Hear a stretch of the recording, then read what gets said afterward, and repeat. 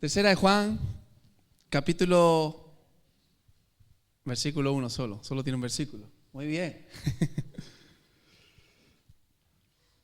Bueno, ¿lo tenemos? ¿Sí? Dice así la palabra del Señor. Solo vamos a leer, hoy va a ser cortita, espero la predicación, pero solamente vamos a leer 4 versículos. Dice, el anciano Agallo, el amado, a quien amo en la verdad. Y dice, amado, yo deseo que tú seas prosperado en todas las cosas y que tengas salud, así como prospera tu alma. Pues mucho me regocijé cuando vinieron los hermanos y dieron testimonio de tu verdad, de cómo andas en la verdad. No tengo yo mayor gozo que este, el oír que mis hijos andan en la verdad. ¿Sí? Llevo tiempo queriendo compartir una serie de mensajes, no sé si van a ser 2, si van a ser 3, pero hay una inquietud en mi corazón. Y no lo hago desde la perspectiva, y entenderme bien, primero de la indirecta, ni de la perspectiva de la pena de mi persona. Pero hace tiempo tenía en mi corazón esta inquietud y suelo apuntar los temas que el Señor me va hablando para compartir, para ver también cuándo los voy encajando.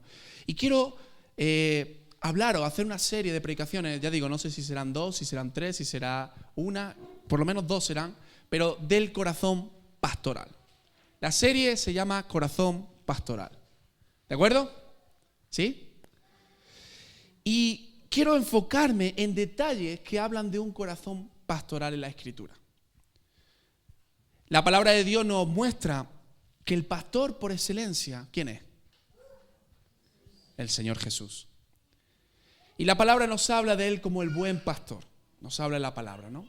Pero luego también nos habla y nos enseña, ahora miraremos más detenidamente esto, pero que hay mensajes que pastores, aunque no tienen el concepto ahí tal como pastor, pero sí, dice aquí como dice anciano, dice también el apóstol, habla hacia los hijos de Dios. Y creo que es muy interesante poder ver algunos aspectos desde la perspectiva del corazón pastoral.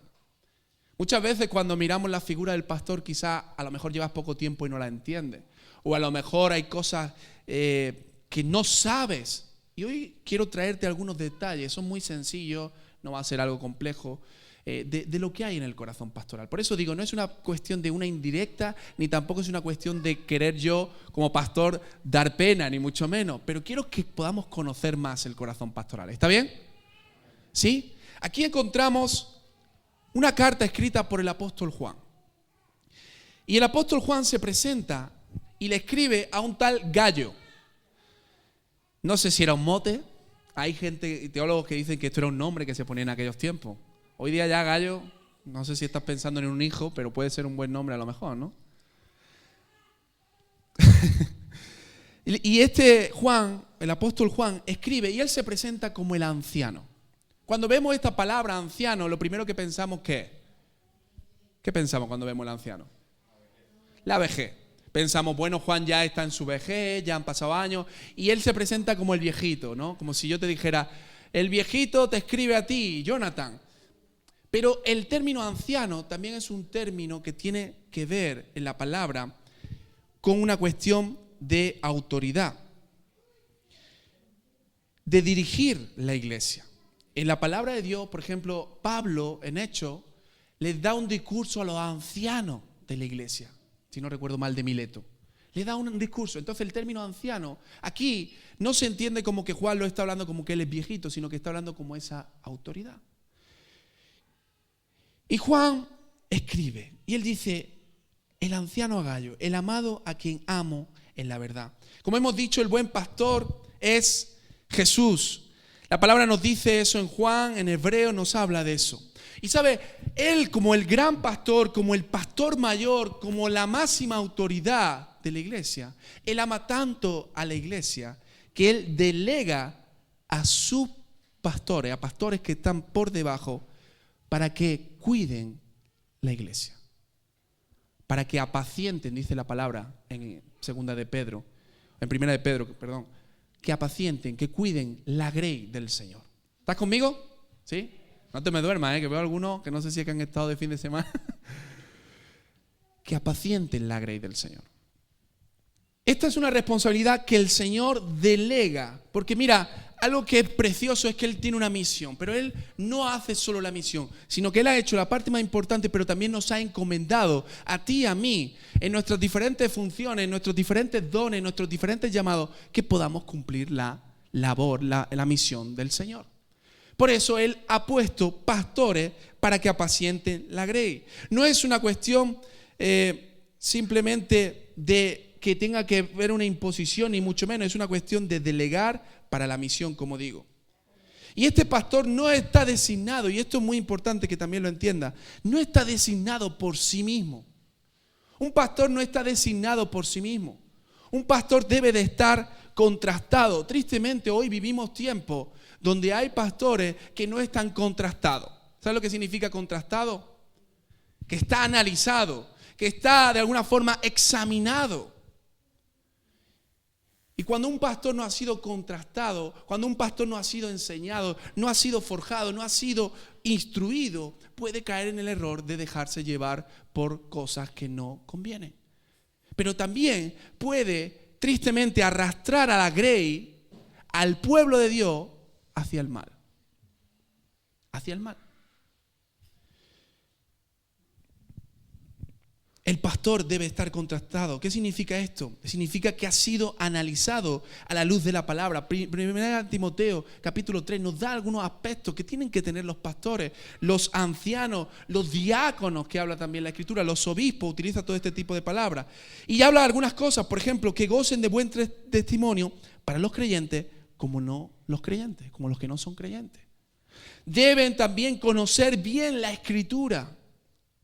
Deben conocer bien la Escritura. Es la responsabilidad de conocer bien. ¿Por qué? Porque luego el día de mañana están enseñando. Y como digo, pueden arrastrar y dar enseñanza que no son conforme a la Escritura. Y mira este detalle también. Tienen que tener otros ministerios que también avalen y que respalden ese llamado que hay en él. Tienen que tener ese ministerio que respalde. Cuando hablamos de respaldar, estoy haciendo una pequeña introducción simplemente. Cuando hablamos de respaldar a ese pastor, significa que hay alguien que lo conoce. Hay alguien que ha vivido cerca de él. Hay alguien que quizá incluso ha tenido alguna función con respecto a ese pastor. Un pastor no aparece de la noche a la mañana y dice, bueno, yo ya soy pastor y punto. No, sino que hay, como digo, un testimonio contrastado, pero también hay personas que avalan ese ministerio. Y esto es bíblico 100%. Juan el Bautista respaldó el ministerio de Jesús, ¿verdad o mentira?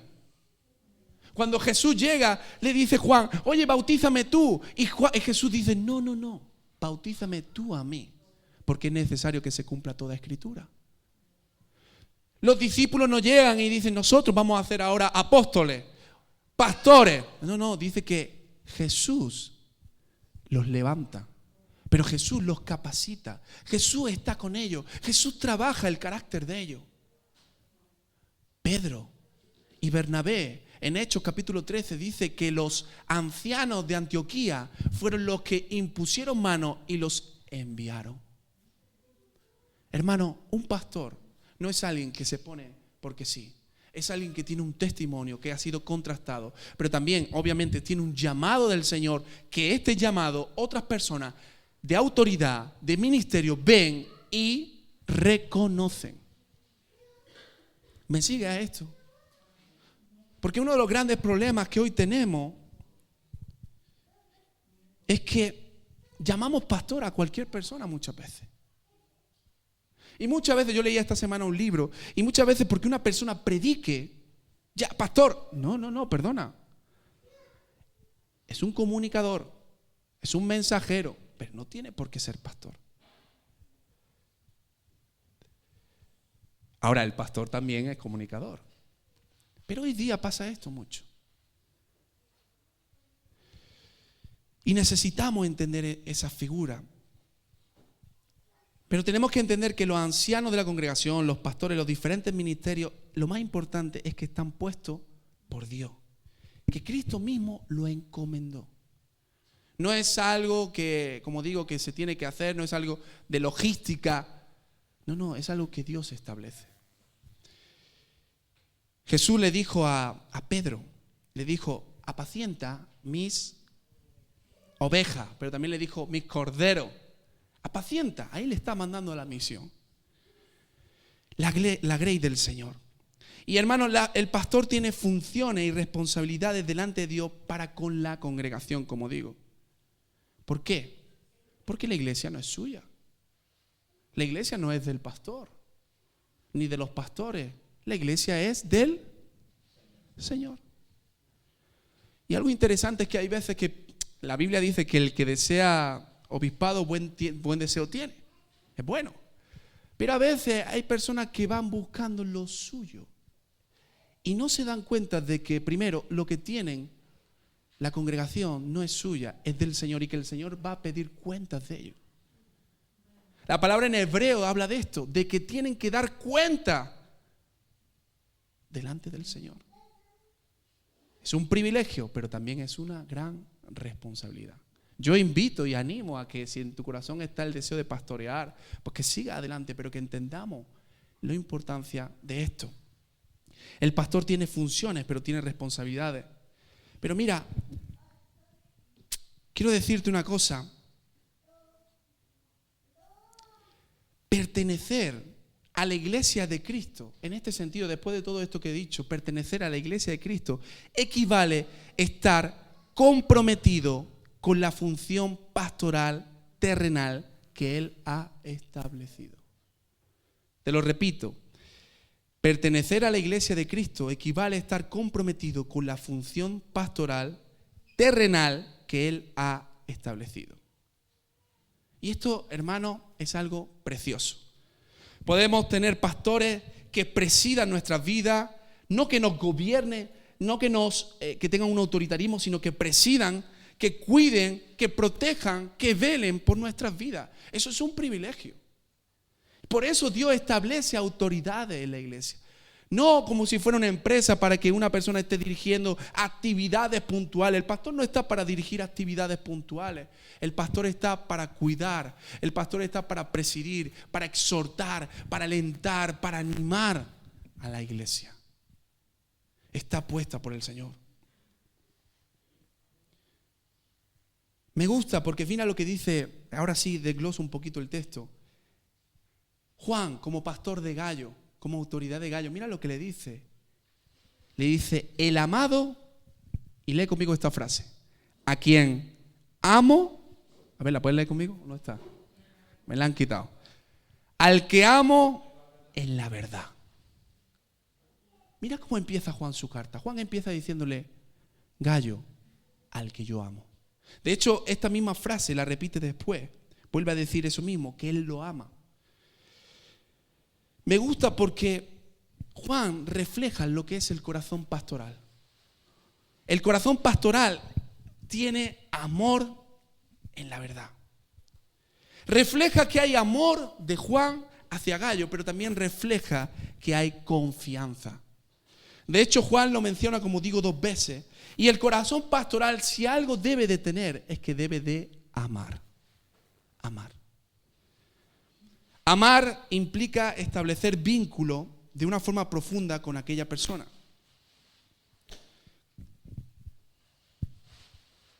Por eso es muy importante que tú empieces a pensar esto.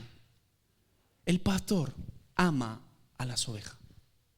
El pastor no es un empresario, no es el jefe de una empresa. El pastor es alguien que ama de carne y hueso, que ama a la congregación. Y hermano, el principal motor que mueve a un pastor es el amor a Dios, pero también el amor a la congregación, a la gente. No al bulto, no al número, sino con el nombre y el apellido. Me pareció muy interesante, hay un pastor, un predicador que se llama Timothy Keller, no sé si alguno lo conoce, es de Estados Unidos. Y Timothy Keller fue muy conocido porque hace poco él hizo algo muy interesante en su iglesia. Tiene una iglesia aproximadamente de unas 1000 y pico personas. Creo que son unas 1600 personas o algo así. Él empezó a crecer en los últimos años y tiene una iglesia de 1600 personas. ¿Y sabes qué decisión ha tomado? Dividir la iglesia. Y tú dirás, ¿Cómo que dividir la iglesia? Vamos a ver. No, sí. Dividir la iglesia. Establecer una iglesia en un lugar, establecer otra iglesia en otro lugar. El grupo de las 1,000 y pico personas, no sé si son más, es un ejemplo, no me acuerdo los números exactos, pero el grupo de tantas personas que tiene, ponerlo en grupos de 400, de 300, ponerlo en grupos pequeños.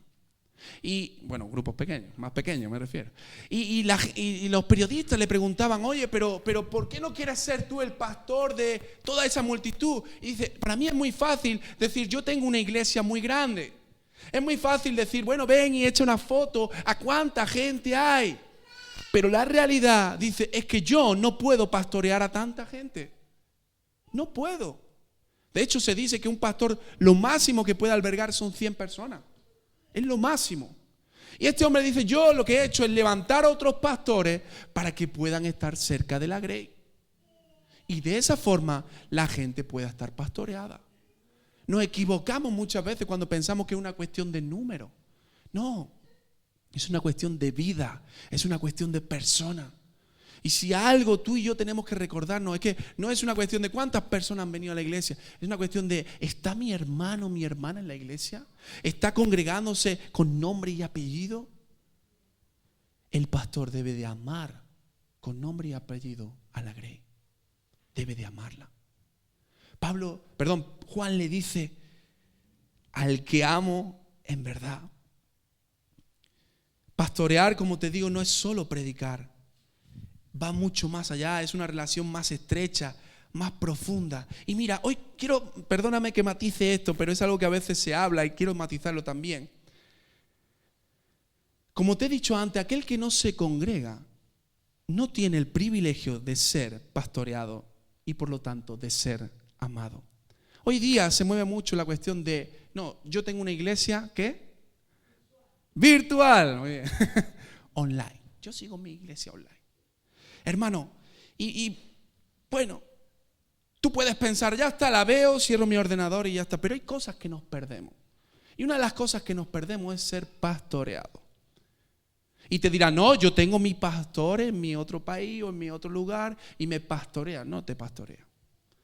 Te aconseja, te habla, pero no es lo mismo, hermano.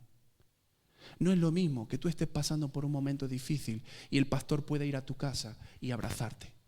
Virtualmente no lo tiene eso. No es lo mismo que un pastor pueda ver tu día a día, que pueda verte por la calle y ver tu testimonio. No es lo mismo que tú puedas compartir y reír y establecer esos lazos que solo se tienen en la cercanía.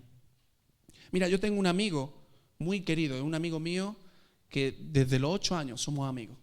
Él siempre ha vivido en Córdoba, yo he vivido en Lucena.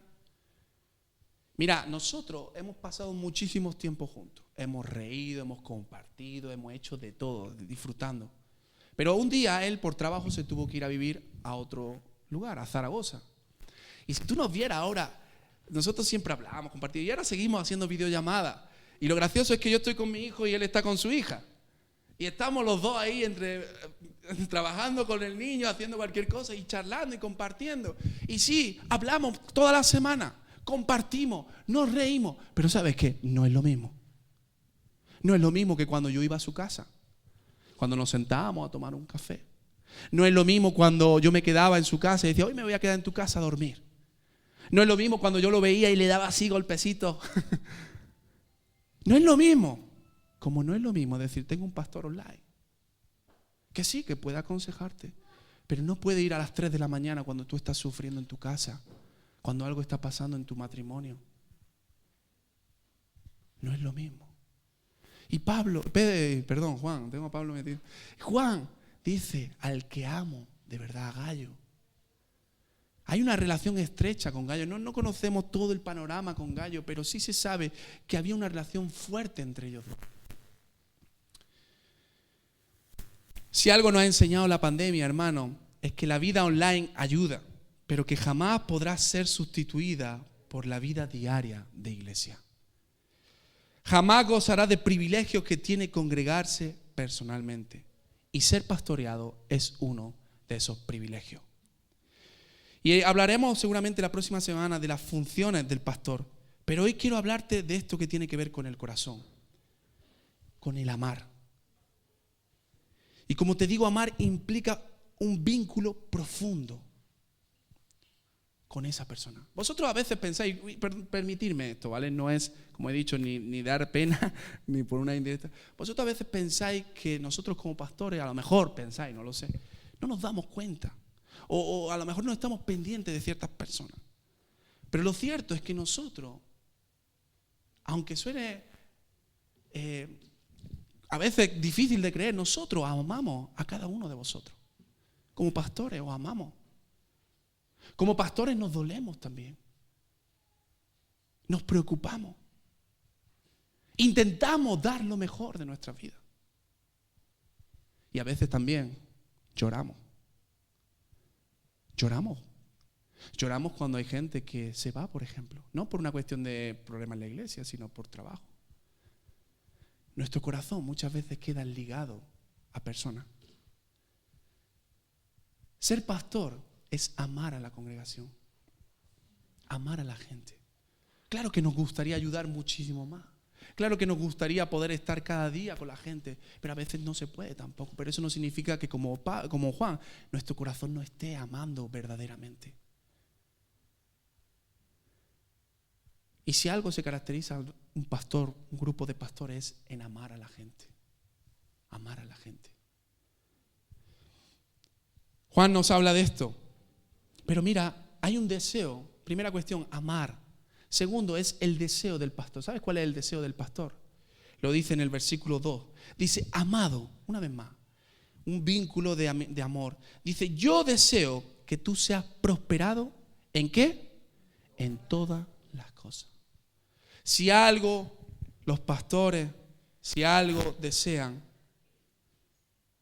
es que sea la iglesia prosperada, sean los hermanos prosperados.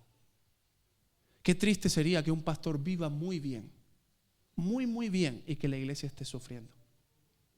Sería muy triste, y esto ocurre muchas veces.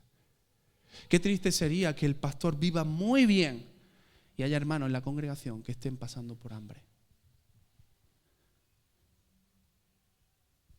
Dice, yo deseo que tú seas prosperado en todo. Ahora, prosperado en todo no es solamente una cuestión de aquí, que es lo que a veces pensamos, prosperidad, dinerito.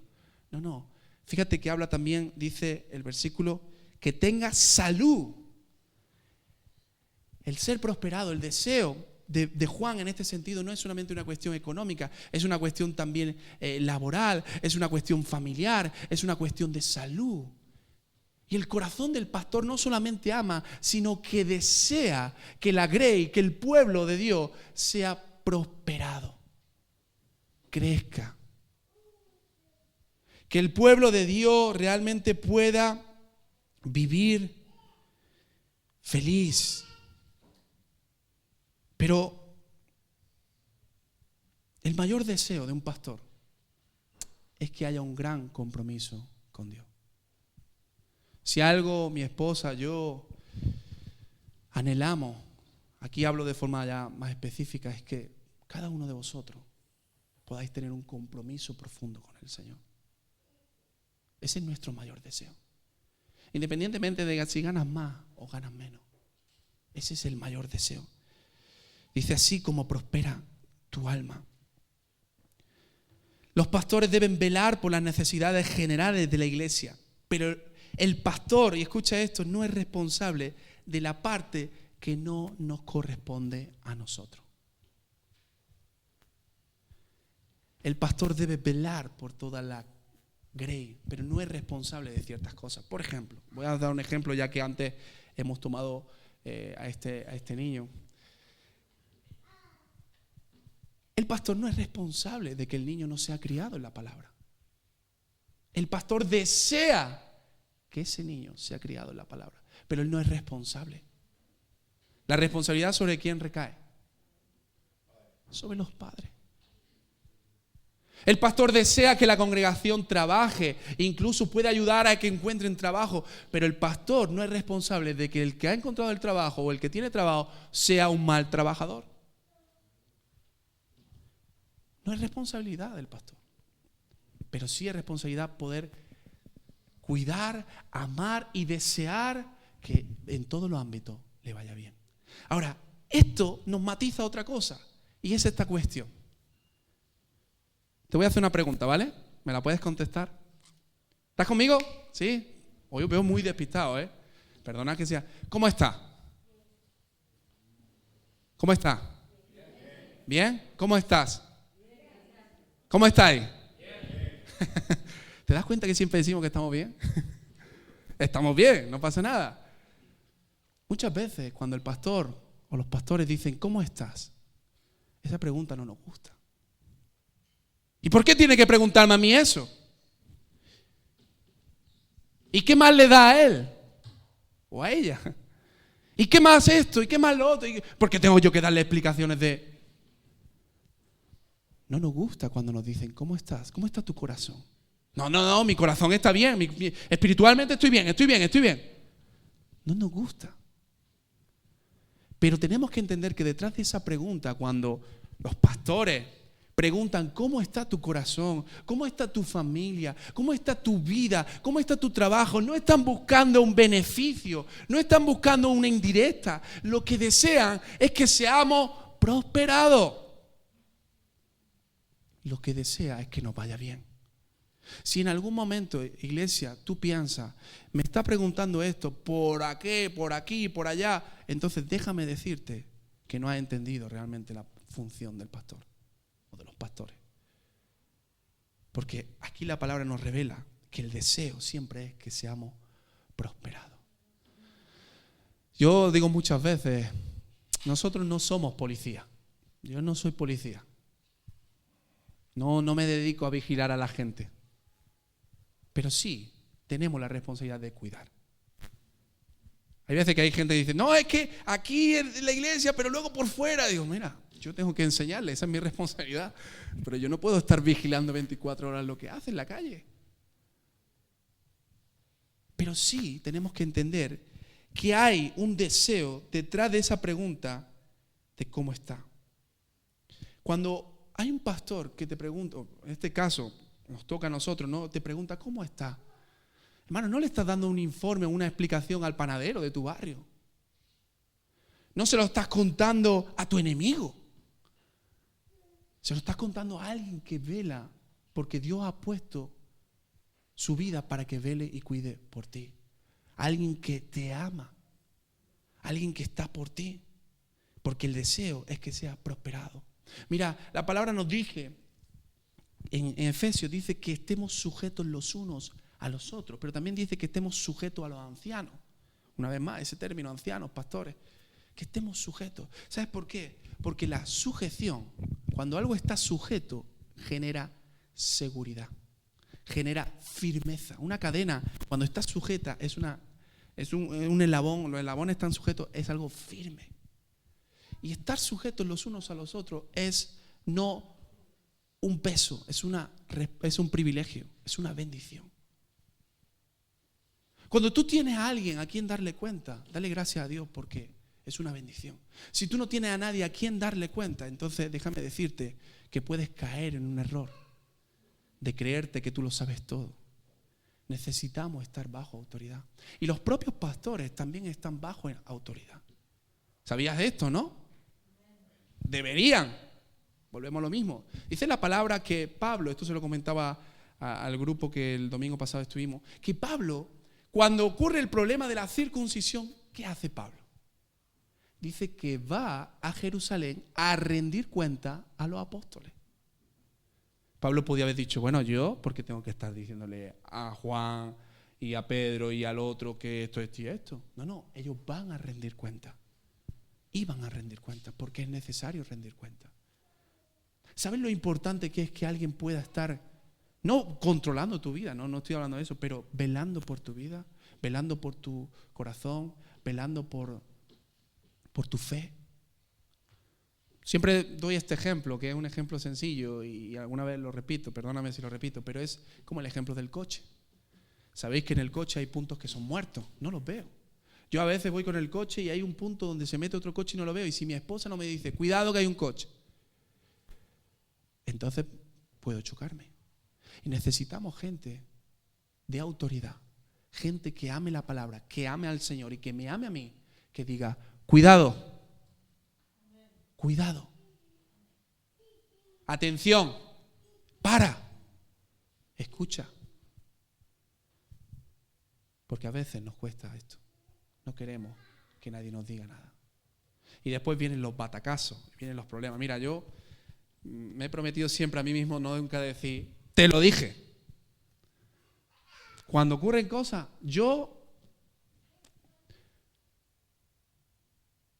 pero a veces lo pienso. A veces pienso y digo, madre, es que esto ya... Y no escuchó. Y es muy importante que entendamos eso. Estar sujetos los unos a los otros. El deseo es que prospere, que prosperemos. Nunca veáis la función pastoral como algo autoritarista. Verlo como alguien que Dios ha puesto y que realmente me ama y ama. Ahora tú dirás, bueno, el pastor no me está llamando todo el tiempo. El pastor no se entera cuando... Claro, hay veces que el pastor tampoco se entera de cosas. Y me es triste también, o nos es triste cuando nos tenemos que enterar por otro lado, por ejemplo, que un hermano ha estado enfermo. También es importante que yo pueda decir, oye, necesito esto. Oye, ora por mí. Oye, ¿puedes ayudarnos en esto? Y como yo le decía esta semana, le decía a algunos hermanos en la fe, le decía, lo que no esté en nuestra mano, vamos a intentarlo. Pero lo que no está en nuestra mano no podemos hacerlo. Pero lo que sí está, vamos a intentarlo, vamos a trabajarlo. ¿Está bien? Es muy serio. No os durmáis, mientras que no os durmáis. Termino. Tercera cosa. El gozo del pastor el deseo del pastor es que, o de los pastores, que sea prosperado en todas las cosas la congregación. Pero también es el gozo del pastor que sea prosperado. Versículos 2 y 3 dice, así como prospera tu alma, pues mucho, dice Juan, me regocijé cuando vinieron los hermanos y dieron testimonio de tu verdad, de cómo anda en la verdad. Mira, no hay mayor gozo para un pastor que ver el crecimiento espiritual de las vidas. No hay mayor gozo que ver el crecimiento espiritual de las vidas. Tanto si son niños, como si son jóvenes, como si son adultos, como si son ancianos. No hay mayor gozo, créeme, de verdad, no hay mayor gozo. Una de las cosas que siempre nos bendice, mi esposa y yo lo hablamos mucho, de las cosas que más nos bendicen y nos tocan el corazón, ¿sabes qué? Cuando una persona se bautiza. Cuando una persona se bautiza, es algo que impacta nuestro corazón porque hemos visto cómo el Señor ha hecho una obra en la vida de esa persona y cómo esa persona va creciendo. No es una cuestión de jactancia, ni mucho menos, ni de vanagloria, es una cuestión de amor, de decir, Señor, gracias, y de decir, Padre, qué bueno es lo que tú has hecho con la vida de esta persona. Porque no hay mayor gozo para un pastor, para pastores, que la vida sea prosperada. Pero sobre todo, no solamente económicamente, sino espiritualmente. Que puedan ver un crecimiento en las vidas. Y esto es una de las cosas que yo siempre repetiré. El cristiano no puede estar siempre en el mismo punto. Tiene que ir en aumento, en crecimiento espiritual. Crecimiento constante. Crecimiento constante. Y a veces uno se goza, pero también uno se entristece cuando hay personas que llevan años y no crecen. No entienden la importancia de congregarse, no entienden la importancia de servir, no entienden la importancia de tener comunión con la palabra. Igual que gozo, también puede haber tristeza. Pero nos quedamos con el gozo, el crecimiento. Pero mira lo que dice aquí también este texto. Dice el versículo 3, y dieron testimonio de tu verdad, de cómo anda en la verdad. Si hay algo que gozo es el crecimiento espiritual y esto se manifiesta también en el testimonio. Mira, yo como pastor aquí, vuelvo a hacerlo personal, no hay cosa que más me alegre. Una de las cosas que más me alegra es ir a una panadería, por ejemplo, comprar pan y que me diga, me empieza a hablar, ¿tú eres el pastor? Sí, yo soy el pastor de la iglesia. Ah, ¿a tu iglesia va Carmen? Voy a poner Carmen ejemplo. Sí, ¿conoces a Carmen? wow, Carmen es una persona excelente. ¿Cómo se nota que ama al Señor? ¿Tú sabes lo que es eso para un pastor? Como padre espiritual también, que lo veremos la próxima semana. Eso es un orgullo. Eso es una alegría. De verdad, te lo digo de corazón.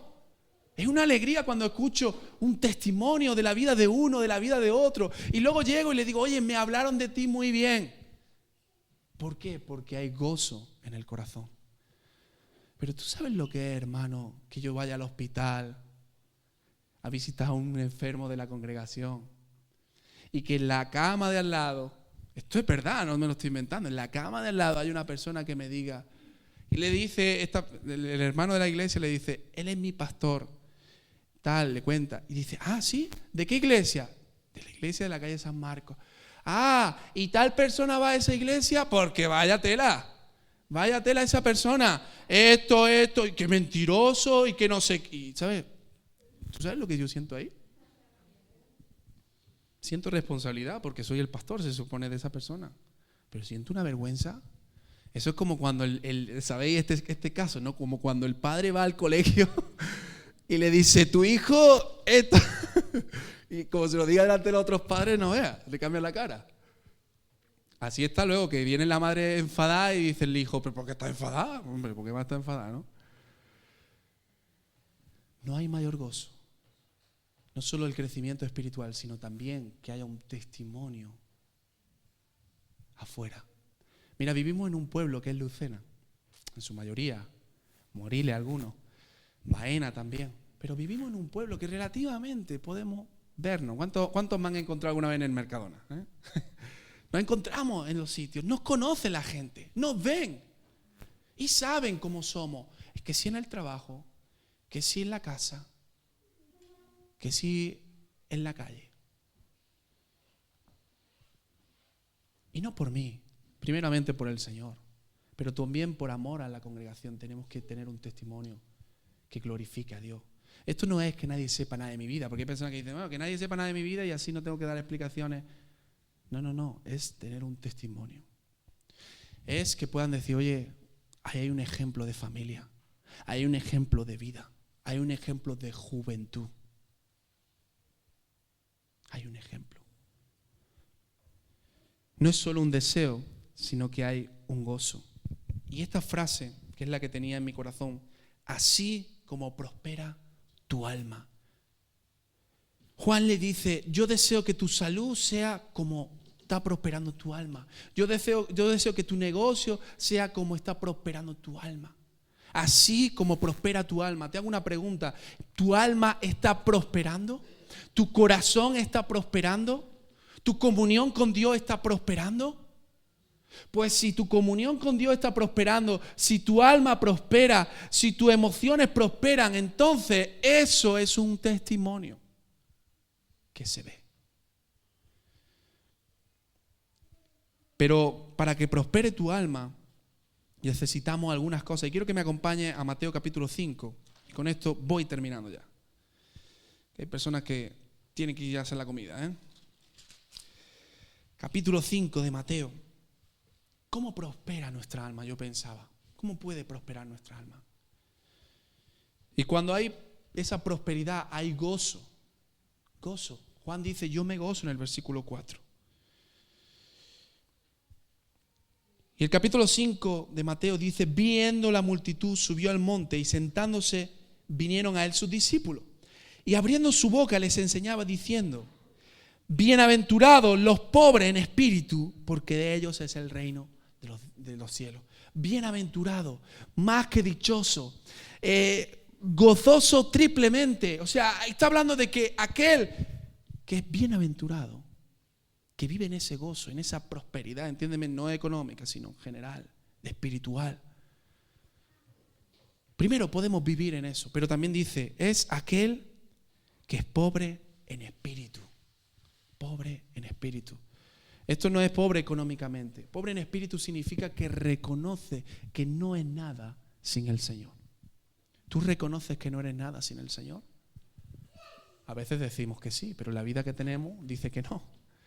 Cuando una vida camina en integridad, una vida reconoce a Dios en todos sus caminos, entonces la palabra dice que será bienaventurado. Cuando una vida camina en el temor a Dios, no importa si te parece mejor o peor, si tú quieres que tu alma prospere, y escucha bien esto, escúchame, si tú quieres que tu alma prospere, lo primero que tienes que entender es que tienes que poner a Dios por delante, como hemos dicho antes, tener ese temor de Dios, ese respeto, y también reconocer que sin Él nada de lo que tú puedas hacer va a ser. Nada. Si Jehová no edifica la casa, en vano trabaja. En vano. Da igual que te esfuerces el doble, el triple, 8 veces, en vano. Si tú quieres que prospere tu alma, lo primero es que tengas ese temor de Dios y seas pobre en espíritu. Después dice, bienaventurados los pobres en espíritu, porque de ellos es el reino de los cielos. Bienaventurados los que lloran, porque ellos recibirán consolación. Bienaventurados los mansos, la gente mansa, la gente que es enseñable. La gente que quiere aprender constantemente. Porque ellos recibirán la tierra por heredad. Bienaventurados los que tienen hambre y sed de justicia. Los que tienen hambre del Señor. Tú quieres que tu alma prospere. Ten temor de Dios. Ten esa actitud de mansedumbre. Pero ten también ese hambre y esa sed. Bienaventurados los misericordiosos, porque ellos alcanzarán. Bienaventurados los de limpio corazón. Tú quieres que tu alma prospere, limpia tu corazón. Limpia tu corazón, iglesia. Limpia tu corazón de tanta perversidad, de tanto pecado, de tantas cosas que no glorifican al Señor. Limpia tu corazón. De tantas actitudes. Limpia tu corazón. Bienaventurados los pacificadores, sé una persona de paz y no de guerra, porque ellos serán llamados hijos de Dios. Bienaventurados los que padecen por persecución por causa de la justicia, porque de ellos es el reino de los cielos. Ponte de pie. No sé si has podido captar todo lo que he querido comentarte, pero repito, el gozo de un pastor, de los pastores, es que tu alma prospere. Pero que tu alma prospere en parte tiene que ver con el trabajo que el pastor haga, pero sobre todo la responsabilidad es tuya. Es tuya. De que tú seas una persona temerosa de Dios, de que seamos personas que seamos pobres en espíritu, reconozcamos que no somos nada sin Él. Mansedumbre, enseñables, personas mansas y personas de limpio corazón. Si no te has quedado con nada, por lo menos quédate con esas 4 cosas. Si quieres que tu alma prospere. ¿Tú quieres que tu alma prospere? ¿Sí? ¿Cuántos desean realmente? ¿De verdad? A ver, levanta tu mano, si de verdad lo dice. Levanta tu mano. Bienaventurados sois si lo hacéis. Si lo hacemos. Bienaventurado, más que dichoso. Bienaventurado. Cierra tus ojos. Y yo quiero que en esta hora tú puedas decirle, Señor, yo deseo, como has dicho antes, que prospere mi alma. Pero que prospere tu alma también tiene que ver con un cambio. Tiene que ver con una revisión. Tiene que ver con ser personas enseñables, que escuchen y no pongan excusas. ¿Cómo nos gusta poner excusas de todo? Sino que acepten cuando algo no está correcto. Señor, en esta hora yo quiero pedirte, Señor, que esta congregación, Señor, donde tú nos has dado el privilegio de pastorear, sea una congregación, Señor, que cada día nosotros podamos amar más, Señor, cuidar más, Señor. Entendemos la responsabilidad y nos ponemos en la brecha como pastores y tomamos el compromiso de que si no lo hemos hecho todo lo que deberíamos, que podamos hacerlo más, Señor.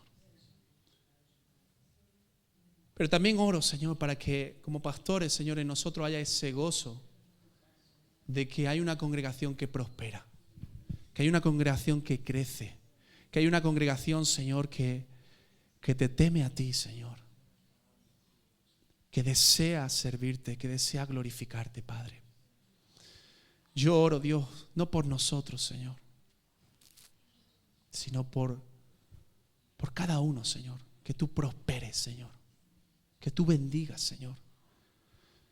Que tú bendigas, Señor, aún más la vida de cada uno, el que esté pasando por situaciones más difíciles, más angustiosas, Señor. Que tú prosperes, que tú ayudes, Señor. Pero que haya ese deseo y ese anhelo de poner los pies en el arado, Señor, y trabajar porque prospere en nuestras vidas. Yo oro, Dios, para que tú puedas traer bienaventurados, Señor. Puedas dar esas bienaventuranzas, Señor. Puedas generar en el corazón, Señor, personas bienaventuradas, Señor. Que se sientan dichosos, que se sientan privilegiados, Señor. Que nos sintamos gozosos 3 veces de lo que tú haces, Señor. Que nuestras vidas puedan ser un ejemplo, Señor. Que nuestras vidas puedan ser referencias, Señor, a otros, Padre. En el nombre de Jesús, Señor, yo oro, Dios, y pido, Padre, que cualquier persona, Señor, que en algún momento, Señor, se haya podido sentir desprotegido, Señor, que pueda sentir, que pueda también establecer esos vínculos de estar sometidos, de estar sujetos los unos a los otros, Señor, como familia espiritual, Señor. Yo oro, Dios, para que también, Señor, haya ese entendimiento, Padre, de la figura también de los pastores, Señor. No porque esté mal, Señor, sino porque necesitamos crecer en este conocimiento también, en esta revelación, Señor. Yo oro para que tú bendiga a cada hermano, cada hermana, Señor. En el nombre de Jesús. Amén.